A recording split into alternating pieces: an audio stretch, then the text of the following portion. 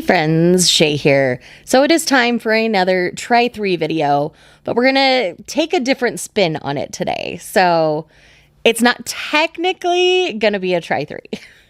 It's gonna be a try a series. So today's series is going to be Backstage Prince. So this can be found on the Viz Manga app, and I don't know too much about this one. But because it is a shorter series, I thought that might be a fun thing with 30 and 30 to throw in here for a try 3 so I can focus more on my physical TBR.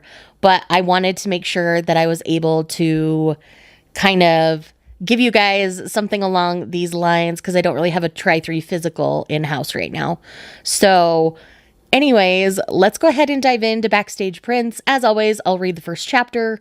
I'll let you know a little bit more about the plot and my kind of initial thoughts, and then we'll finish the first volume, and then, you know, obviously when we finish the series, we'll have full thoughts on things. So with that said, let's dive into Backstage Prince.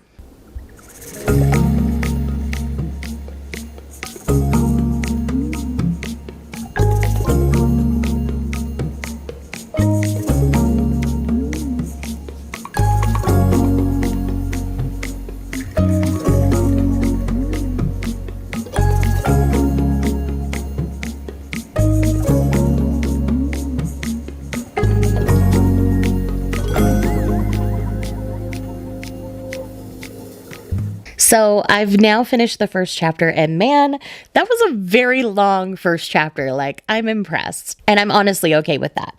So what's going on is we have this young man who works in a kabuki theater, and he is very curmudgeon-y, doesn't get along with people well, and this girl at his school ends up actually, she's moving her bag around. She's not interested in hot guys. And it hits him in the stomach and actually breaks his ribs because she's got like a big dictionary in there. And so she goes to kind of like apologize and say sorry. And she finds out that the ribs are broken. So she agrees to be his assistant until it heals. And they start to hit it off. They start to hang out a little bit. And it gets to a point where she overhears people saying, well, I hope she understands that an assistant is just an assistant. And she's clearly interested in him. And so she stops being his assistant because he's all healed now. But by now he's, of course, bonkers and gone for her. And his cat is also gone for her. And so his buddy at the Kabuki theater kind of drags her back to put in his purview so that he has a chance to talk things out with her.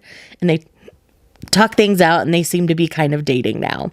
So from here, I don't know where it's going to go, but I'm enjoying myself. I'm having a good time. So I'm going to go ahead and continue to read. It looks like it's a total of 6 and a bit chapters. So I'm not sure where the volume break is, but whenever it says the Shonen or the Viz Manga app, it should say end of volume 1 or whatever. So I'm interested to see how I feel by the end of the volume.